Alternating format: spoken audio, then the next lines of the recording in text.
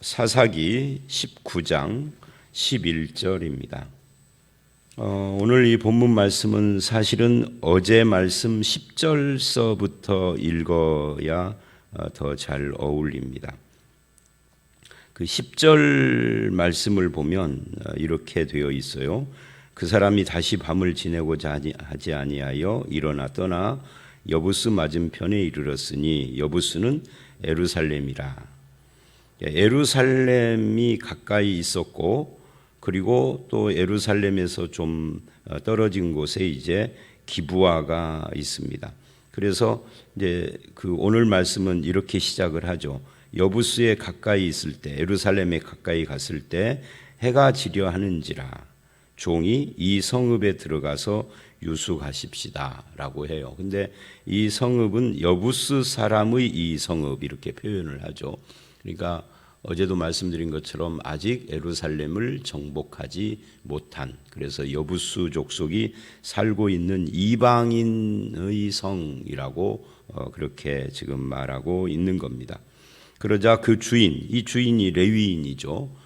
첩을 얻었던 레위인, 그 첩이 간음을 했는데 가서 돌아오고 있는 이 레위인입니다. 그 주인이 우리가 돌이켜 이스라엘 자손에게 속하지 아니한 이방 사람의 성읍으로 들어갈 것이 아니니 기브아로 가자. 여기서 이방 사람의 성읍과 기브아에는 베냐민 족속이 있었습니다. 그래서 14절에 모두 앞으로 나가더니 베냐민에 속한 기브아에 가까이 이르러 해가 졌다 이렇게 되어 있죠. 그래서 여부스 사람의 예루살렘과 베냐민 지파의 기브아, 이 두 개가 오늘 말씀의 첫 번째 핵심 초점입니다. 여기서 이스라엘 사람들이니까 마땅히 이방인이 있는 곳이 아닌 이스라엘 사람들이 사는 곳으로 가려고 하는 것은 당연한 거 아니냐 이렇게 말할 수도 있습니다. 물론 그렇죠.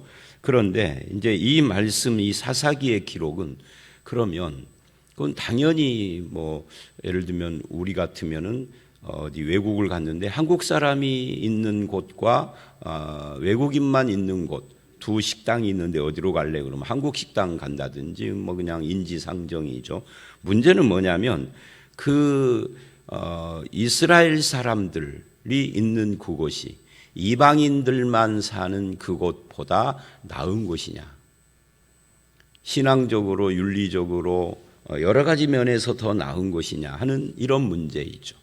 또 더 나아가서 지금 이 첩질을 하고 간음을 하고 하는 이 남녀가 이방인 이스라엘을 따진다는 것이 좀 웃긴다, 그런 생각도 들죠. 그러니까 이방인은 선해도 그냥 이방이니까 나쁜 사람이고, 하나님의 백성은 악해도 하나님의 백성이니까 좋은 사람이냐? 우리는 그런 질문도 해야 합니다. 근데 우리 의식 속에는 조금 그런 것이 있죠. 근데 성경은 그것을 지금 고발하고 있는 거죠. 그러니까 이방인을 배척하고 있는데 그 이방인을 배척하는 그 사람이 아주 나쁜 놈이죠. 하나님의 말씀을 대고 어기고 잊어먹고 살다가 안식일이 가까워지니까 부랴부랴 저녁 때 일어나서 이 사단이 일어난 거예요. 아직은 오늘 말씀은 무슨 사단이 일어난 건 아니지만 이제 내일 말씀에 가보면 이것 때문에 엄청난 문제가 생기는 거죠. 근데 그런 주제에 이방인 이스라엘을 따지고 있다, 혈통을 따지고 있고 민족을 따지고 있다 하는 거죠. 선민의식에 젖어 있다.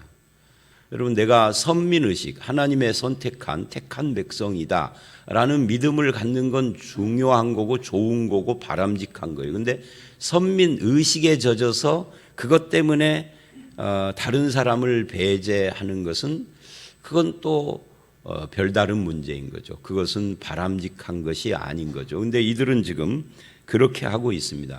근데 선민이기는 한데 선민의식을 가지고 있는데 평상시에 살 때는 선민다운 삶을 안 살다가 구별을 해야 할 때가 오니까 그거 가지고 사람을 구별을 한 거죠. 그것은 상당히 문제가 있고 오늘 우리 그리스도인들도 생각해 봐야 할 문제입니다.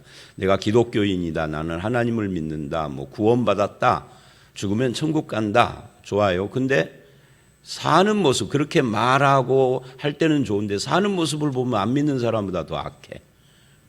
그리고는 안 믿는 사람들을 배격하죠. 그래서 이제 그 기브아에 가서 유숙하려고 들어갔습니다. 성으로 들어간 거죠. 그런데 넓은 성읍의 넓은 거리에 앉아 있으나 그를 집으로 영접하여 유숙하게 하는 자가 없었더라. 그러니까 이건 이제 오늘날 우리들은 좀 이해하기가 어려운 표현이죠. 아니 모텔이라도 가든지 아니면 허름한 여관이라도 들어가든지 하지 뭐 이러고 있어. 근데 이 당시에는 뭐 모텔, 여관, 뭐 호텔 이런 것이 있는 시대도 아니고 이 표현이 참 중요한 것이 뭐냐면 이스라엘에게 있어서 신앙을 측정하는 어떤 행위 중에 하나가 있다면 사람을 환대하는 이런 문화입니다. 특히 길거리에서 자는 사람 없도록 자기 집으로 초청하는 그런 문화입니다. 이게 아브라함 시대부터 그런 문화가 있었죠. 아브라함의 신앙의 그 여정 중에 하나님께서 아브라함이 신앙이 성숙해졌다, 이제는 괜찮은 신앙인이 됐다라고 인정하시는 장면이 어디냐면 그 소돔과 고모라를 멸망시키려고 하나님과 두 천사가 사람의 모습으로 왔을 때 지나가는 나그네인데 그 하나님인 줄도 몰랐는데 그냥 지나가는 나그네예요.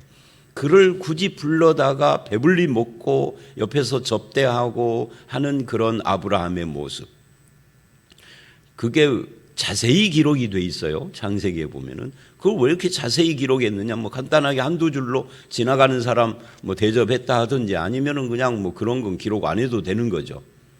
물론 이제 나중에 보니까 하나님이니까 기록을 해야 한다 할지라도 밥 먹는 장면을 뭐 자세히 기록을 해요. 근데 그게 이제 아브라함의 신앙의 성숙 중에 하나를 표현하는 겁니다.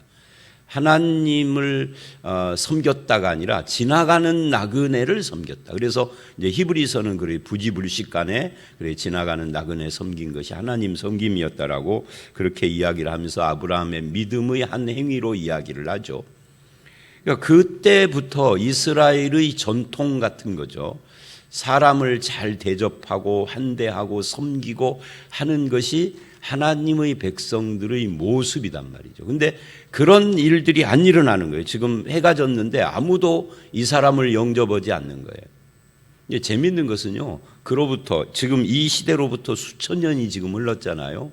3,000년도 더 넘게 흐른 거예요. 지금 우리가 사는 이 시대는 3,000 몇백 년이 흘렀는데 지금도 중동 지방에 이런 문화가 남아 있다고 합니다. 근데 안타깝게도 누구에게 그런 문화가 남아 있느냐면 이슬람 교도들에게. 그래서 이슬람 선교하는 그 선교 방법 이야기를 할 때 뭐 이제 우리가 가가호 호별 방문해서 전도를 한다 할 때 뭐 그런 이야기를 한다고 그래요. 물론 이제 그게 좋은 방법이냐 하는 것은 좀 그렇습니다만은 물 한 그릇만 먹자고 하면은 물 대접이야 뭐 그렇죠. 들어와서 물 한 그릇 잡수시라고. 그 물을 먹으면 그 집 주인이 어디 쉴 곳 있느냐고 묻는데 밥은 먹었냐고. 안 먹었다고, 쉴 곳 없다고 그러면 그럼 오늘 저녁에 우리 집에서 주무시고 내가 밥도 이제 이런 식으로 접근을 한다고. 그러니까 물 한 그릇만 얻어 먹으면 그냥 그 다음에 그 집에서 잠을 자고 밥 먹는 것은 뭐 그냥 쉽게 이루어진다고 그래요. 그러니까 이 문화가 그대로 남아 있는 거죠. 구약의 전통을 이슬람이 가져갔기 때문에. 근데 정작 하나님을 믿는 사람들 중에는 그런 문화가 없어져 버렸죠. 그래서 이제 오늘날은 물론 도시화되고 뭐 많은 사람들이 도시에 몰려 살고 여러 가지 뭐 문제들이 있어서 함부로 남을 자기 집에 들일 수는 없죠. 그러나 똑같은 행동을 하라는 것이 아니라 사람을 환대하고 접대하고 섬긴다라고 하는 이 어떤 그런 정신, 그거는 이어져 와야 하는 거죠. 그 섬김의 삶을 말하는 겁니다. 지금 이 15절은 그런 것이 기브아 사람, 즉 이스라엘 사람들에게 일어나지 않고 있는 모습을 보여주고 있는 겁니다. 이 시대의 하나님의 백성들이 믿음으로 살지 않는 그런 것을 지금 보여주고 있는 거죠. 근데 그때 마침 16절 한 노인이 거기를 지나가게 되었습니다. 그러니까 이스라엘이 이스라엘다운 삶이 사라진 사회에 한 노인이 등장을 한 거죠. 대접도 하지 않고 환대도 섬김도 베품도 전혀 없는 그런 사회에 이 노인이 이 사람들에게 관심을 가져요. 이 사람은 어떤 사람이냐 하면은 에브라임 사람이라 그래요. 에브라임 사람으로 기브아에 거류하는, 말하자면 이 사람도 손님인 거죠. 거류민, 나그네 같은 그런 사람입니다. 그런데 그분이 이 레위인 가족을 물어요. 어디로 가며 어디서 왔느냐? 우리는 베들레헴 에브라임 산지 구석으로, 베들레헴에서 에브라임 산지 구석으로 갑니다. 나는 그곳 사람으로 베들레헴에 갔다가 이제 돌아가는 중입니다. 라고 대답을 해요. 그래서 이제 노인의 집으로 가게 된 거죠. 근데 이 대답 중에 이 노인의 그런 태도도 우리가 눈여겨봐야 하지만, 노인이 이제 그 지역 사람들이 전혀 잃어버리고 있는 사람을, 나그네를 대접하고 섬기고 베푸는 삶의 모습을 보여주려고 지금 하는 중이에요. 이것이 신약 성경 요한 3서 아시죠? 네 영혼이 잘됨같이 하는 그거, 요한 3서에서도 등장을 해요.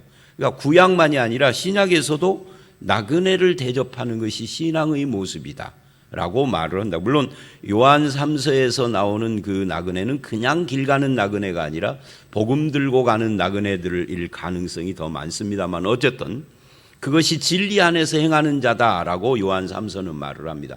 그것이 영혼이 잘 되는 모습이다라고 말하는 겁니다. 자, 그래서 이 노인이 이제 그거를 실천하려고 물어본 겁니다. 근데 이 사람의 대답이 참 재미있어요. 18절에 뭐라고 대답을 하느냐면, 나는 그곳 사람으로서 유다 베들레헴에 갔다가 이제 여호와의 집으로 가는 중인데 나를 자기 집으로 영접하는 사람이 없나이다. 나를 자기 집으로 영접하는 사람이 없다 하는, 이게 이제 지금까지 제가 설명한 그 이야기고요.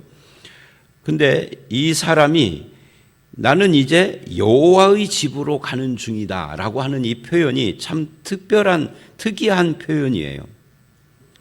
일단 다른 건 제쳐놓고 안식일이 다가오도록 향락에 젖어서 살다가 부랴부랴 저녁 때가 돼가지고 출발을 해서 정말 그랬던 사람이 여호와의 집으로 가는 중이라고 하는 이 대답이 참 뻔뻔스럽게 보이죠. 전혀 마음과 삶의 태도가 준비가 안 되어 있는 삶을 살았던 사람인데, 그래서 굉장히 위선적으로 보이고요. 또 하나는 여호와의 집으로 불리울 만한 곳이 에브라임에 있나 하는 생각을 해요. 에브라임 산지에 이 신명기를 보면 신명기에서 이런 말을 하죠. 예루살렘에 있는 하나님의 집, 성막, 이 당시는 아직 성전이 지어지지 않았으니까 이때는 이제 예루살렘이 아니라 실로에 있겠죠. 근데 그 하나님의 집 이외에 다른 하나님의 집을 세우는 것은, 이거는 우상숭배하고 똑같은 거예요. 그래서 그것에 대하여서 명확하게 금지하는 말씀을 합니다. 이걸 이제 중앙성전 개념이라고 그렇게 부르는데요. 이스라엘에는 성전 또는 성전을 짓기 전에는 성막이죠. 성막이라는 것은 오직 한 군데밖에 없는 겁니다. 이걸 여러 군데 세우면은 그건 불법인 거죠. 살짝 좀 다른 말을 하면, 오늘날 모든 교회가 예배당을 짓고 성전을 하는데 구약적 개념으로는 다 불법이에요. 오직 전 세계의 성전은 한 군만 있어야 돼요, 예루살렘. 신약으로 오면 성전이 없죠. 예배당인 것이지 성전이 아닙니다. 자, 그거는 그렇고요. 여호와의 집으로 간다라는 이 표현이 상당히 귀에 거슬리는 표현이에요. 어디에 여호와의 집이 있다는 거예요. 그러니까 이 시대의 종교가 상당히 타락한 거죠. 자기가 하나 세워놓고 거기를 여호와의 집이라고 부르고 있는 것 같아요. 그러면서 여호와의 집으로 안식일이 다가오니까 가고 있는데 그의 삶은 상당히 향락에 젖어 있었고 조금 더 나아가면은 첩질을 하고 있었고 그 첩은 간음하고 있었고 이게 종교적인 언어와 실제의 삶이 상당히 괴리를 일으키고 있는 그러니까 삶과 신앙이 모순을 일으키고 있는 신행이 일치하지 않는 우리가 언행일치 이 말을 하는데 언행의 일치보다도 신앙과 행실이 일치하지 않는 이거는 참 신앙이 아닌 거예요. 근데 이 사람들이 대부분 말에는 입술에는 여호와를 달고 살아요. 우리가 17장 18장에서도 본 것처럼 여호와 하나님 이런 말을 달고 살고 복과 저주를 달고 사는데 그러나 행실이 하나님을 믿는 자가 아닌 거죠. 그래서 참된 신앙은 신앙과 행실이 일치해야 합니다. 말하는 대로 살아야 하는 거죠. 여호와 하나님을 이야기를 하면은 여호와 하나님을 믿는 자다워야 하고 안식일을 가까이 오니까 부랴부랴 할 것이 아니라 미리 그걸 생각하고 예배드릴 걸 생각해야 하는 거죠. 주일날 일어나 보니까 오늘 주일이네 약속 있는데 큰일 났네 이렇게 하면 안 되는 거죠. 정말 하나님을 믿는다면 그 외에도 많은 것이 있습니다. 도덕적인 면도 그렇고요. 자, 그런 아쉬운 이야기를 지금 여기서 우리는 또다시 봅니다. 그리고 19절로 21절 이 노인이 이제 그 사람을 집으로 데려가는데 이 사람이 그 전에 우리에게는 당신 집으로 가도 당신에게 폐를 끼치지 않아도 될 만큼 넉넉한 것이 다 있습니다. 먹을 양식도 있고 다 있습니다. 잠잘 장소만 제공해 주시면 됩니다. 라고 하니까 이 노인이 안심해라. 그대의 쓸 것은 내가 다 담당하리라. 이게 그때의 문화였다고요. 신앙의 문화. 그런데 그것을 베냐민 지파가 실천하지 않고 있는 거죠. 그래서 그 집에 들어가서 나귀에게 먹이고 발 씻고 먹고 자게 됐다 하는 이야기인데 이제 본격적인 문제가 이제 22절부터 일어나는 겁니다. 그건 내일 말씀하기로 하고요. 오늘 말씀은 우리가 크게 그 세 가지를 이야기를 할 수 있습니다. 하나는 환대, 접대, 섬김, 베품 비슷한 단어인데요. 이런 삶을 사는 것이 신자들에게는 당연한 거다. 그런 삶을 살아야 한다 하는 그런 이야기고 그 다음에 또 하나는 이방인과 이스라엘을 나누는 선민의식에 투철하지만 그 삶은 전혀 그렇지 않는 한 사람. 이 모습이 우리 모습은 아닌가. 그 다음에 비슷한 이야기지만 신행일치. 우리가 말하는 신앙과 삶이 일치해야 하는데 그렇지 않은 모습들. 이것이 하나님의 영광을 가리고 오늘날도 전도의 문을 막고 그러는 겁니다. 근데 우리는 종교적인 어떤 형태, 종교 행위들, 이제 그 중에 하나가 대표적으로 예배라든지 이런 거죠. 전도 같은 것도 들어가고 예배, 기도 이런 것들, 성경 읽기라든지 다 종교의 한 형태들이죠. 이런 것들에 철저한데 삶은 너무 약삭빠르고 지저분하고 뒤끝이 있고 아주 고집스럽고 이기적이고 신행일치가 안 되는 거죠. 그래서 종교의 행위에 몰두하는 것이죠. 그렇게 살면 안 된다 하는 도전을 지금 받고 있는 겁니다. 이 말씀을 통해서 저와 여러분의 삶이 신행이 일치하고 선민의식으로 남을 배척하기보다는 선민의식은 감사하는 것이고 남배척이 아니라 감사하는 거죠. 나를 택하신 하나님. 감사하는 데서 머물러야지 그거 가지고 너는 아니지 하고 사람을 배척하는 쪽으로 가는 것은 아니다.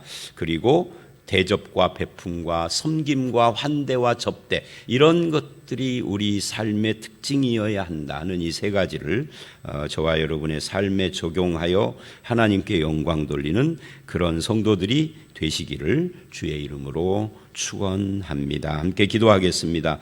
하나님, 선민 의식에 물들어서 이스라엘과 이방을 철저하게 나누지만 그의 삶은 신행이 일치하지 않는 모습을 우리는 이 본문에 나오는 주인공들을 통해서 봤습니다. 우리의 삶은 어떤지 자신을 살피게 하시고 우리가 믿는 바대로 삶 속에서도 그렇게 우리의 삶 속에서 적용하며 살아갈 수 있도록 우리의 입술과 우리의 생각과 마음과 행실을 주관하여 주시옵소서. 주님이 기뻐하는 것이 무엇인지, 주님께 영광 돌리는 삶이 어떤 것인지, 주의 백성답게 살아가는 것은 어떤 열매를 맺어야 할 것인지 늘 우리 앞에 있는 결단, 또 우리의 선택, 이런 것들이 하나님의 뜻을 따라 이루어지도록 주님 역사해 주시옵소서. 우리가 사람을 섬기고 베풀고 환대하고 접대하는 그런 삶을 즐거워하게 하시고, 아버지 하나님이 섬김과 베풀매 삶을 통하여서 사람을 하나님 앞에 세우는 그런 성도들이 다 되게 해 주시옵소서. 오늘 이 하루도 하나님의 뜻대로 사는 그런 하루가 되기를 간절히 바라옵고 예수님 이름으로 기도드려 싸움나이다. 아멘.